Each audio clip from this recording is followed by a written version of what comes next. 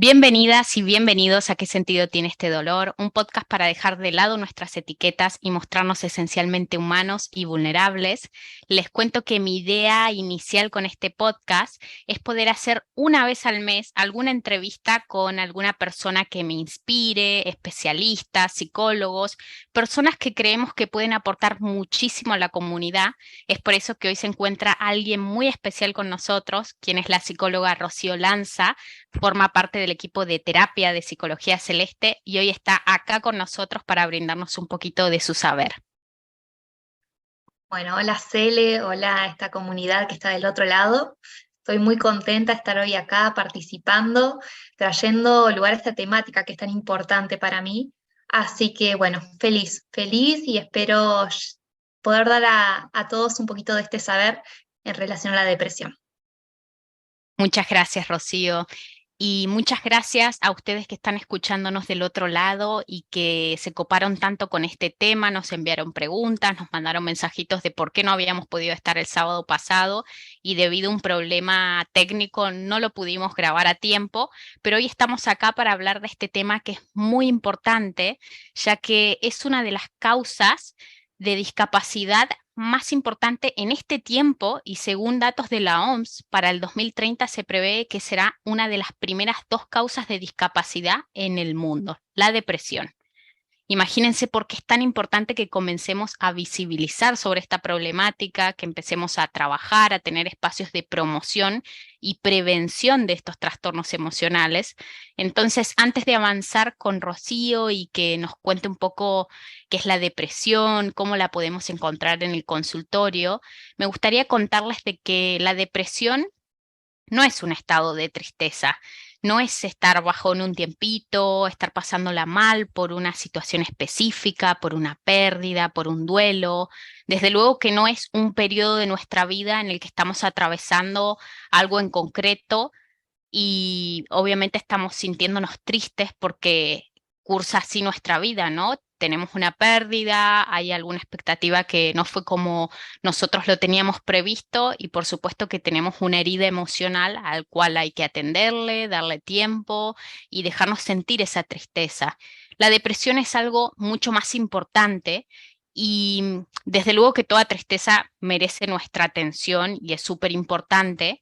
Me refiero a que cuando hablamos del trastorno depresivo, hablamos de un diagnóstico, hablamos de que esta persona ya está teniendo síntomas que son bastante recurrentes, que por lo menos han estado ahí 2 semanas de sentir lo mismo todos los días y con un patrón muy persistente de falta de placer en la vida. Hay una pérdida de disfrute, de lo que antes me gustaba, de lo que antes disfrutaba, ya no me causa lo más mínimo de motivación y de interés. También hay un estado de ánimo de tristeza, pero una tristeza profunda, un ánimo depresivo la mayor parte del día. Y esto hace de que obviamente vaya arrastrando todos estos síntomas de un aumento, una pérdida de peso, problemas de insomnio. Hay un patrón en la depresión de que se ve afectado el sueño en los dos polos, ¿no? O tanto por una alteración de no poder dormir y estar con un insomnio bastante presente o por una hipersomnia, que es cuando no puedo parar de dormir que conocemos, ¿no? Tenemos varios casos de personas que empiezan a entrar en este episodio depresivo y es como que pasan horas y horas y horas durmiendo porque es la forma que tienen de anestesiarse, de no sentir esto que están sintiendo. Y luego se observa como un patrón muy específico en la parte conductual de la persona que hay un retardo, como una especie de lentitud en el movimiento, ¿no? Como que ya se lo ve a la persona como una falta de energía completa. Y todo esto puede estar acompañado de todos estos sentimientos de culpa, de inutilidad, de sentirse mal por cómo se está sintiendo, ¿no? Esta pérdida de concentrarse, de poder atender en estos ambientes y la angustia que forma parte de este trastorno que es muy, muy frecuente, esa angustia que se siente en el pecho en todo momento, en toda circunstancia. La persona no puede parar de sentir esa emoción tan presente en su cuerpo y en muchos momentos la podemos ver, sí podemos ver cómo esa angustia se presenta en la sociedad externa de que no sé si tenemos alguna persona en nuestro círculo íntimo que ha estado experimentando una depresión, podemos ver cómo cualquier cosa puede conmocionarla, puede hacerla llorar o también puede ser todo el polo contrario, ¿no? Porque hoy en día estamos en una sociedad muy aversiva al dolor, donde se esconde cómo nos sentimos, donde culturalmente no hay lugar para el estar mal, para el estar triste, y muchas veces tendemos a negar todas estas emociones y todo lo que nos ocurre. Entonces, hoy por hoy estamos encontrando como con dos casos fundamentales en el consultorio.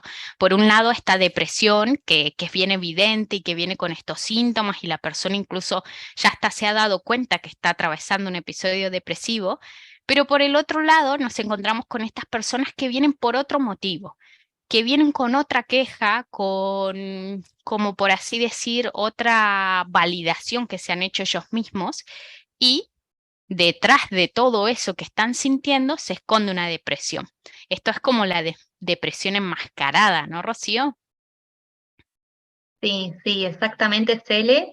Y mientras ibas hablando, me parecía muy interesante esto que decías porque veo mucho esto, ¿no? Como vos decís, el hecho de que pareciera que únicamente se valida la emoción que tiene cierto estereotipo de una persona con un rostro triste, que está desaliñada, que le cuesta salir de la cama e interactuar. Y bajo ese estereotipo lo que pasa es que nos perdemos muchas otras formas o muchas otras conductas que tienen otra forma de mostrarse, como es, por ejemplo, ese rostro más sonriente, esa persona capaz que está más activa, más funcional, que tiene éxitos a nivel laboral, familiar, que tiene otro por ahí estilo de vida donde pareciera que todo funciona tal cual la sociedad manda, pero que en el fondo hay una sensación de vacío, de falta de disfrute, de inadecuación. Entonces nos vamos perdiendo bajo este estereotipo de que solamente la depresión se ve bajo la tristeza, muchas otras características que son importantes a tener en cuenta con una persona que está transitando depresión. Y asimismo esto creo que es problemático no solamente para la persona que lo transita, la cual también ella misma se ve, pero muchas veces vienen, no sé si también tendré depresión porque mira, hago esto, lo otro, y es como que no se encuentran bajo el típico estereotipo, entonces les es problemático a ellos aceptar tal vez que están pasando por un momento difícil y que bueno, hay que trabajar sobre eso para encontrarle como la vueltita y poder tener, bueno, una vida que sea consentida y gratificante para ellos mismos, sino también resulta ser problemático a veces para la red que está alrededor de ellos y que se les hace difícil al no ver esta sintomatología, tal vez que es la típica que buscamos en una persona depresiva, el brindar ayuda y apoyo a alguien que capaz que sí lo está necesitando. Entonces es muy importante que al sentir estos sentimientos de vacío, tristeza, inadecuación, por más que no se muestre así, el pedir ayuda y el empezar a hablarlo, ¿no? Empezar a comentarlo, empezar a validar este tipo de emociones, por más que en la fachada no se vean de tal forma o parezca no tan coherente con lo que está sintiendo la persona. Súper interesante esto que decís, Ro. Y aparte, en este punto nos gustaría también como recalcar esta necesidad de ver a la persona integralmente, de no olvidarnos que mente y cuerpo son un todo y que muchas veces caemos por esta medicina tradicional en esta trampa de ver la parte física aislada de la parte mental y un poco la depresión enmascarada se manifiesta en la parte física, ¿no? Nos encontramos con un montón de personas que vienen con dolencias de larga data, de haberse hecho miles de estudios y de ir en búsqueda de un montón de respuestas y en ningún momento como ataron a su síntoma emocional, a su psicología, ¿no? A su interior de lo que les está ocurriendo, si hay algo que es más complejo y que se necesita un poquito más de tiempo de introspección. Entonces, por eso es muy necesario que acudamos a profesionales que tengan esta mirada integral y que a la hora de vernos nos vean como un todo y que entiendan de que también todas estas emociones y toda esta forma de afrontar la vida va a repercutir a nivel físico y viceversa, ¿no? Esta forma física y todo lo que consumo y todo lo que tengo de hábitos en mi vida diaria va a repercutir también en mis emociones, que más adelante vamos a hablar un poquito de estas nuevas formas de abordar este tratamiento para la depresión. Pero dado que el trastorno es extremadamente complejo, es multifactorial, no hay una única forma de abordarlo. Esto va a depender de la persona, de sus síntomas, de su historia, de su propia etiología, porque hay muchas depresiones que vienen con una causa biológica puramente, ¿no? Por algún problema médico y tienen una depresión biológica. Hay otros que vienen por un problema contextual, por un problema de su círculo íntimo y así miles de casos de depresiones con distinta etiología y es muy importante que a cada una de esas personas les otorguemos un tratamiento específico y que tengan en cuenta toda esta forma integral a la hora de ver a la persona, ¿no? Y esto me hace un poco entrar en el tema del análisis funcional de la conducta, que es una de las herramientas y de las formas de terapia que más evidencia científica está arrojando para tratar la depresión actualmente, ¿no? Sí, Cele, tal cual. Y me hacía mucho sentido esto que decías recién en el tema de abordar la persona en su totalidad, porque cuando abordamos desde las terapias contextuales, justamente lo que hacemos es un poquito ampliar este foco y dejar de poner puntualmente en la persona para entender cuál es el contexto que la acompaña. Y este contexto es muy importante porque no es inocuo. El contexto muchas veces dificulta a la persona acceder a aquello que para ella es valioso, que a ella le hace sentido, y por lo tanto muchas veces la depresión es la forma que tiene la persona de responder a esa situación que le está siendo aversiva. Es la mejor forma que encuentra.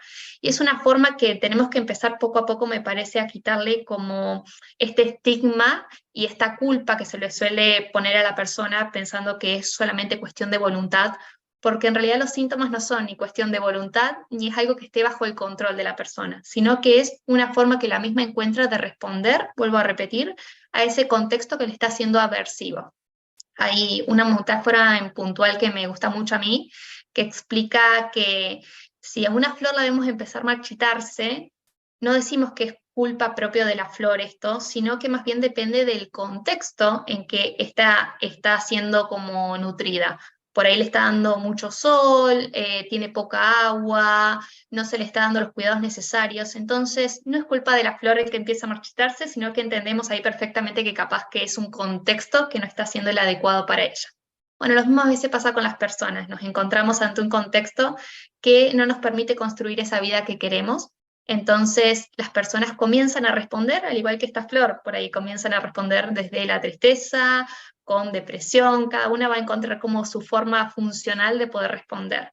Y digo funcional porque, como bien dijo Cele, la forma en que tenemos de ver estas conductas es a partir del análisis funcional. Es decir, las conductas no son porque sí, sino que tienen una función en base a eso que les devuelve el contexto.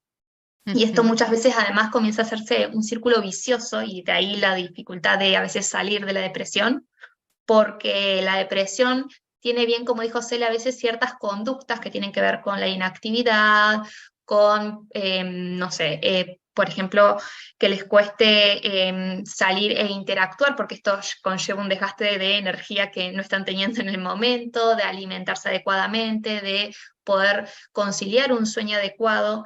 Y todas estas cuestiones, lo que sucede es que van siendo conductas que van respondiendo a un ambiente en el cual intentan como evitarlo. La mayoría de las conductas vemos que tienen esto de la evitación, entonces intentan evitar ese ambiente, pero en el intento de evitarlo, para no seguir sintiendo un mayor malestar o desgaste de energía, lo que sucede es que el ambiente empieza también a responderles.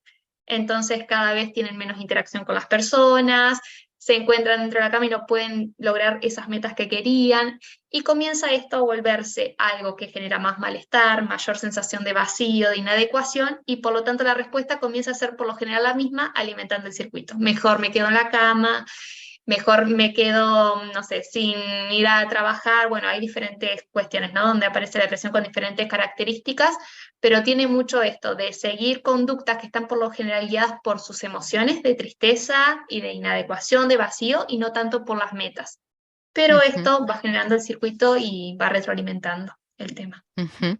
Y también se me ocurre este otro polo, que por un lado decimos esto de la pérdida de actividad y el desgano, pero también tenemos este otro polo de la hiperactivación.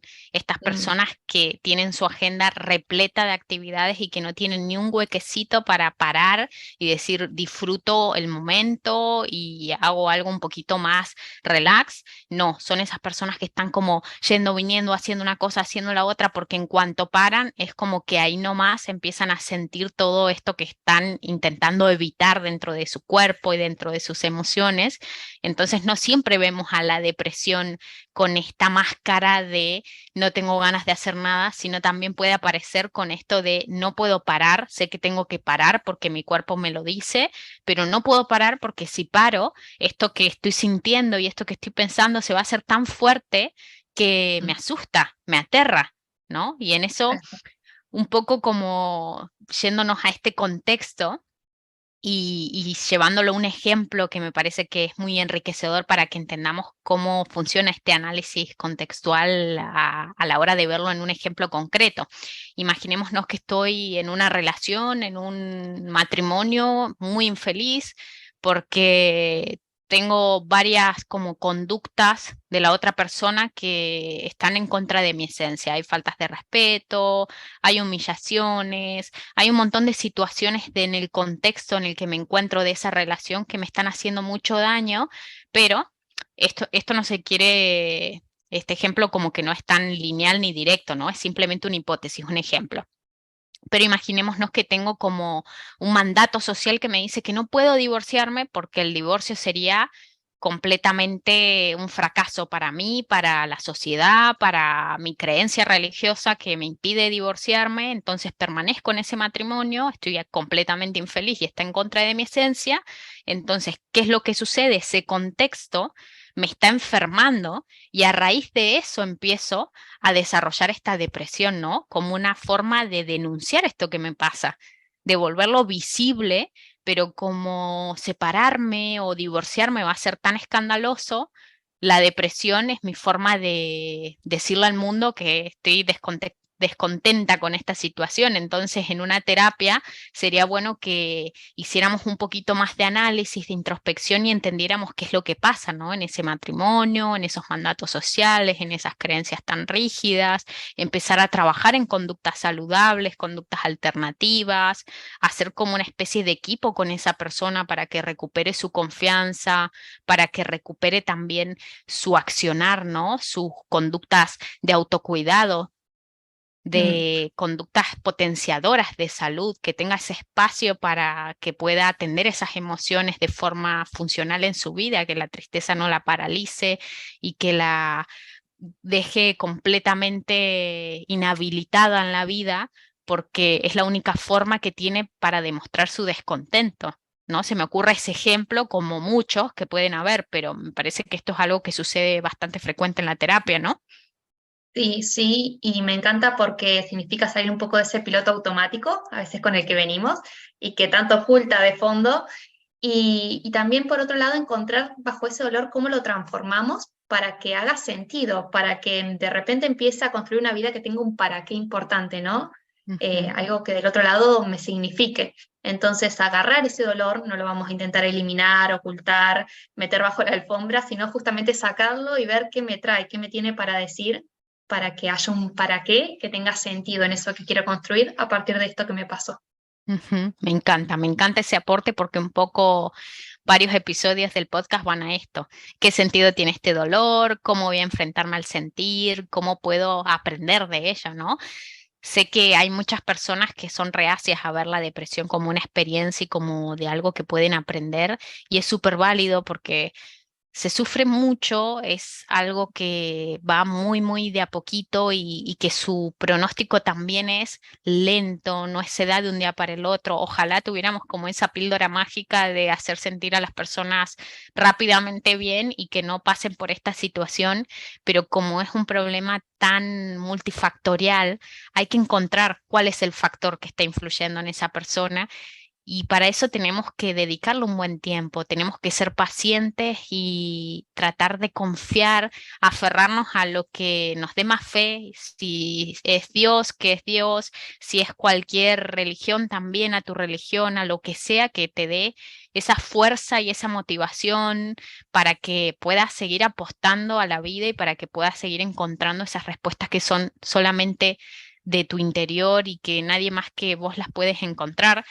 Sé que es duro y que obviamente si estás pasando por esta situación, si tenés alguna persona que esté pasando por depresión, muchas veces te encontrarás como desesperado, desesperada porque no hay forma de adelantar este proceso, ¿no? Cuando hablábamos en el episodio anterior de esta como necesidad de los seres humanos y de nuestra sociedad de hoy en día de adelantar todos los procesos, de ir más rápido, de acelerar todo. No hay forma de acelerar este tratamiento. Hay que tomarlo con calma, ir encontrando poco a poco las respuestas que cada uno va a ir encontrando en su camino y sobre todo si sos familiar, apoyar mucho a esa persona porque no va a sanar de una semana a la otra y esa es como un poco nuestra insatisfacción y nuestra frustración, ver a esa persona que está sufriendo, que la está pasando mal, que pasa un mes y que pasa otro incluso y que no la vemos con mejoría aparente y es muy desgastante porque no hay nada peor que ver a alguien que querés y que amás sufrir y no sabes qué hacer al respecto, incluso puedes entrar en este síndrome del quemado y el síndrome del cuidador, de querer como darle todas las soluciones y un poco hasta entramos en esta trampa de invalidarlo y decir, pero es que te estoy dando todo, te estoy ayudando en todo, ¿cómo que no estás bien? Y no, no se trata de voluntad, volvemos al mismo punto, acá si fuera de voluntad la persona que está pasando por esa depresión, ¿qué más quisiera que salirse de ahí y estar mejor y demostrarle a su familia o a quien sea que para ella es importante que puede y que se siente un poquito mejor? Pero no es una cuestión de voluntad, es algo mucho más profundo que hoy por hoy tenemos como muchos factores para hacerle frente y para abordarlo y necesitamos darle como esa debida paciencia. Recuerdo que, como llevándolo al lado personal, ¿no? Mi madre atravesó una depresión mayor, y recuerdo que en ese momento ella estaba tan desesperada por encontrar una respuesta, un alivio, algo que le ayude a sentirse un poquito mejor y en esa búsqueda, en esa como mínima esperanza que tenía de salir adelante, iba a todos los lugares a donde le decían que eso le podía ayudar. Si le decían prueba con tal y tal remedio, ella lo probaba. Prueba con tal y tal terapia, iba a esa terapia. Y en ese interín, lamentablemente nos encontramos con personas que se aprovechan de esta situación vulnerable y lo único que quieren es sacarnos dinero o experimentar como conejillos de India con un montón de medicamentos, con un montón de sustancias que son muy peligrosas y que, dado en ese estado de extrema vulnerabilidad que está la persona, puede hacerle mucho más daño que bien.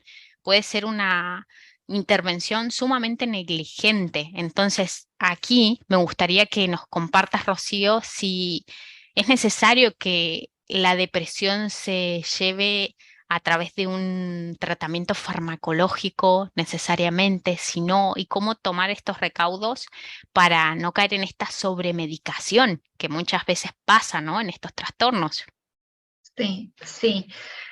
Bueno, para responder esta pregunta, primero me parece importante decir que es una pregunta amplia, entonces acá los psicólogos, psiquiatras, el profesional que atienda siempre evalúa el caso por caso, ¿no? Entonces esto invitarlos siempre a acercarse a un profesional para evaluarlos con ello.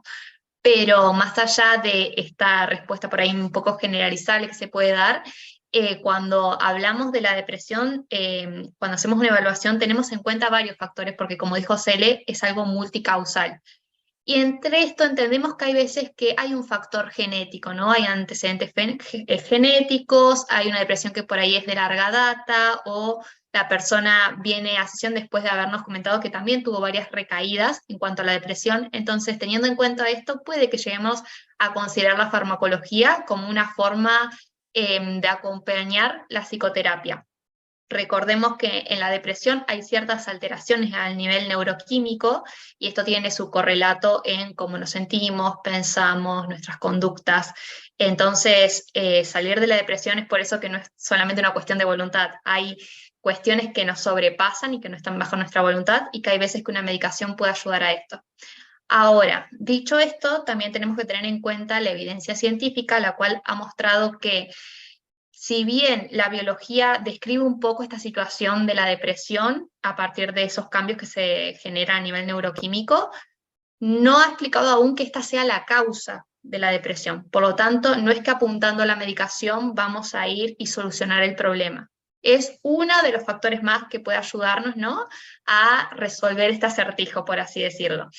Y también lo que nos ha demostrado la evidencia científica es que en cuanto a tratamientos de psicoterapia y psicofarmacéuticos, ambos tienen el poder de ayudar a la persona, pero cuando luego se evalúan las recaídas, son mayores las recaídas de personas que únicamente han recibido un tratamiento psicofarmacológico que aquellas que han recibido un tratamiento psicológico. ¿Por qué? Porque si bien la psicofarmacología puede ayudar a la persona a atenuar ciertos síntomas de la depresión cuando aborda esta parte biológica, deja de lado otras cuestiones que en la parte de la psicología sí abordamos, que es la cuestión de cómo es que surgió esta depresión, por qué, encontrarle el sentido a este dolor, e ir después poco a poco pudiendo reconocer también estas banderas rojas, ¿no? Una vez que salimos de estos síntomas, también entender cómo es que vamos a hacer para no volver a caer en esto y empezar a reconocer eso con mayor anticipación o incluso hacer otra lectura de la realidad que puede sernos de ayuda para, vuelvo a repetir esto, que me encanta construir esa vida que queremos construir, esa vida que nos hace sentido y nos es gratificante. Entonces, bueno, esta es un poco la respuesta que puedo dar a esa pregunta, Cele. Ujú. Claro, claro que sí, y en eso coincido completamente de que el tratamiento farmacológico viene a ser como un coadyuvante, pero nunca va a ser como el tratamiento de primera elección y único, sino que volvemos a ese punto de animar a que la persona busque todas las herramientas que crea que le puedan ayudar, que le puedan servir, porque cada tratamiento y cada caso es único. Y además me gustaría como recalcar esto que trabajamos en terapia, que cuando viene una persona, un consultante con una depresión, lo primero que hacemos es trabajar toda esta triada cognitiva de Aaron Beck, que es un poco quien nos habló de estos tres sistemas de creencias que generalmente podemos encontrar en el trastorno depresivo, que son básicamente creencias negativas sobre mí mismo, sobre el mundo y sobre los demás. Entonces, esta triada cognitiva la tenemos que analizar con el consultante, empezar a trabajar en concreto sobre esas creencias y también hacer como una especie de acompañamiento para que la persona empiece a animarse a sentir eso que está intentando ahogar, por así decir. Es como una especie de regulación emocional que vamos como gestando con el propio consultante, animándolo a que pueda experimentar eso, que tenga su espacio, que tenga su momento de estar triste, que no pasa nada. Y triste me refiero dentro de lo que es la depresión, ¿no? Como no triste como emoción, sino como triste dentro de lo que es el trastorno depresivo, que no pasa nada por estar en un momento encontrando esas respuestas que están en nuestro interior y sobre todo trabajando un poco desde terapia de aceptación y compromiso, construyendo esas acciones que nos dan sentido, que nos dotan de propósito en nuestra vida, que son muy individuales y las vamos construyendo con cada consultante en terapia. Así que es muy importante que veamos como este proceso terapéutico casi como una primera línea de abordaje, no como la opcional. Sé que hay muchas personas que se quedan con la parte farmacológica porque luego de tomar un antidepresivo, luego de tomar un ansiolítico, es como que entran en una anestesia y creen que ya no necesitan otro tipo de abordaje. es súper entendible y válido, pero por un lado estamos como dependiendo de una sustancia y no estamos solucionando este problema a raíz, no estamos haciéndole frente a esto que nos está sucediendo. Y también, sobre todo, hablar de qué otro tipo de recomendaciones y qué otro tipo de también intervenciones podemos hacer con nosotros mismos en ese momento en el que ya hemos sido diagnosticados con depresión, estamos en tratamiento y por ahí estamos en esta mirada, en esta óptica de la medicina tradicional que no nos incita a que busquemos más información y que empecemos como a empoderarnos desde nuestro cuerpo y desde nuestra sabiduría interior. Así que es muy importante que entendamos que la alimentación es muy, muy importante a la hora de transitar cualquier proceso emocional. Ya sabemos que lo que comemos nos influye directamente en nuestras emociones. Si como comida basura, comida chatarra, al poquito tiempo sí. Ni bien la consumo, estoy como un poquito más activa, un poco como más enérgica, pero luego tengo una bajada tremenda y ahí me empiezo a sentir desganada, triste, con ansiedad. Entonces, imagínense que la alimentación es sumamente importante en este punto. Y además, como sigue siendo un trastorno al que se le está prestando mucha atención por esto de que las causas están aún desconocidas, la cifra está en aumento y hoy por hoy estamos viendo que puede ser una causa de discapacidad, la primera, porque ya es una causa, pero puede ser una de las primeras causas de discapacidad a nivel mundial. Obviamente todos los científicos y todos los estudios se están abocando a qué es lo que pasa, cuál es la etiología de la depresión, y hay uno en particular que es muy interesante que habla de esta relación de la microbiota y de todo lo que es la neuroinflamación. Entonces, no vamos a entrar tanto en detalle porque deberíamos hacer un podcast aparte para tratar lo que es la neuroinflamación, pero lo que se está viendo es de que quizá hay ciertos nutrientes, minerales o vitaminas que están en algunos niveles bastante bajos que requieren atención. Entonces, por ejemplo, si una persona con depresión tiene una vitamina D baja, es obviamente que va a tener una repercusión en su estado anímico, porque la vitamina D es esencial y es una precursora de la serotonina en el cerebro. ¿Sí? El omega 3 también es muy importante para la salud de nuestro sistema nervioso. Entonces, si está bajito, también vamos a ser propensos a algo de nuestro sistema nervioso. El magnesio, etcétera. Hay muchos minerales y vitaminas que también nos pueden ayudar a sentirnos mejor, el triptófano, pero antes de tomar cualquier suplemento o mineral, sí que es necesario, y acá hago como un paréntesis, que lo acompañen de un de un criterio médico, ¿no? De una opinión médica. ¿Por qué les digo esto? Porque si están tomando un antidepresivo y este inhibe la recaptación de serotonina, luego si toman un triptófano, por ejemplo, que segrega un poco más de serotonina, es un precursor de la serotonina, puede estar ahí como una especie de síndrome serotoninérgico. Podemos estar como en una sensibilidad a este síndrome serotoninérgico, entonces hay que tener mucho cuidado de cómo se administran estos suplementos y cómo se combinan con los medicamentos. Así que por favor no se automediquen. Pero también se me ocurre que no solo de la alimentación, nosotros que lo vemos todo el tiempo en terapia y trabajamos con los consultantes y hacemos como este equipo de a ver de qué forma vamos a encararlo, no solo desde la alimentación lo encaramos, sino que también a través del movimiento, ¿no es cierto? Tal cual, Cele. El movimiento es algo importantísimo, incluso hoy en día se ha demostrado que tiene efectos similares a la de los antidepresivos. Como bien dijiste hoy al comienzo, estamos viendo de una manera integral a la persona, ¿no? Donde ya la ciencia nos demuestra que mente y cuerpo son algo fusionado, que se interrelacionan, que se comunican e influyen mutuamente. Entonces, no podemos dejar de lado, a pesar de que estamos trabajando con esto mental desde la psicología, la parte más física, el cuerpo, su sabiduría y cómo éste influye en lo mental. Cuando hablamos de actividad física, como dije, tiene efectos similares muchas veces a lo de los antidepresivos porque genera en el cuerpo cierta cuestión a nivel hormonal y químico que tiene que ver, por ejemplo, con la liberación de endorfinas, la oxigenación de nuestro sistema nervioso central, la estimulación de zonas cerebrales como las del hipocampo, que son zonas del cerebro encargada particularmente de procesos como de la memoria, el aprendizaje.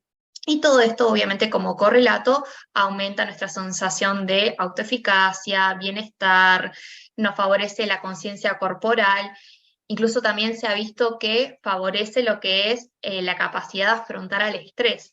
Entonces es sumamente beneficioso cuando vamos a afrontar una situación como es la depresión, tener en cuenta más allá de lo mental, lo físico y sumar este como beneficio extra que sabemos que existe. Ahora, también me parece importante, como bien vos dijiste, de la alimentación, acompañar de esto de una consulta profesional, también incluso de lo físico, que muchas veces creemos que es solamente movernos y listo. Y está bueno también saber que esto puede estar acompañado de un profesional, ¿no? Este movimiento que tiene que ser progresivo también y tener en cuenta esto porque también muchas veces escucho cuando hablamos de la depresión el tema de, bueno, sí, que salga y haga tal cosa y que dé una vuelta. Y no es tan así, no es tan fácil, porque como dijimos al comienzo, no es cuestión únicamente de voluntad. Entonces, cuando Ujú. hacemos movimientos es progresivo, incluso a veces puede ser que la persona se levante, haga la cama y se pegue una ducha. Y eso sigue siendo movimiento para cuando estamos hablando de tratamientos en la depresión y es muy importante incluirlo desde esa mirada, ¿no? Para un poquito llevar esta mirada también al público en general, que a veces se cree que movimiento es salir y correr 1 kilómetro y ahí es cuando recién sacamos a la depresión. No, no, no, son movimientos más progresivos.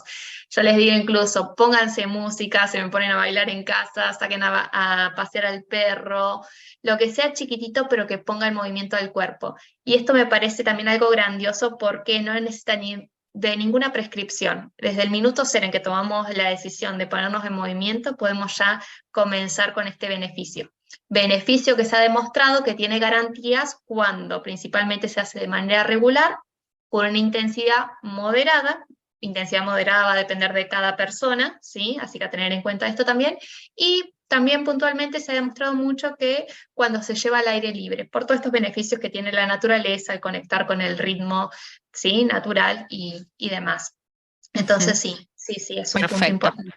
Súper claro esto de el movimiento que puede ser para mí solamente hacer mi cama o para otra persona ir a correr, porque cuando hablamos de la activación física, de esta parte como más conductual, tenemos mucho de estas preguntas de, bueno, si no tengo energía, pero para nada, ¿cómo me van a pedir que dé una vuelta a la manzana? Bueno, cualquier movimiento que puedas hacer dentro de tu rutina y que simplemente sea como una pequeña exposición, como un logro, va a ser súper positivo para tu tratamiento. Entonces ahí es donde consultante y terapeuta acuerdan un poco cuáles son los objetivos de ese tratamiento y también animarnos a que si no pudimos hacer el paseo porque era demasiado y porque teníamos muchísimo miedo, simplemente puede ser salir y tomar una respiración, dos respiraciones, lo que sea, pedir ayuda de nuestro círculo íntimo, porque acá también entra mucho el sistema social,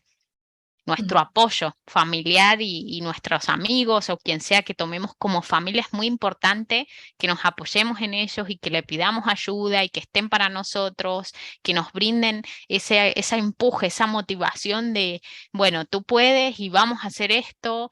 Recuerdo de que una paciente me comentaba de que eso era lo que más valoraba de una amiga que había transitado por depresión anteriormente a ella y que cuando ella entró en esa depresión, la amiga todos los días la sacaba a caminar, todos los días. Y si estaba lloviendo o si estaba haciendo, no sé, algún clima feo, se iba dentro de su casa y era como hacer algo, simplemente charlar, pasar el tiempo, pero era como ese apoyo, ese momento de que nos sentimos un poco entendidos, no juzgados por cómo nos estamos sintiendo, que no tenemos que fingir, es sumamente importante.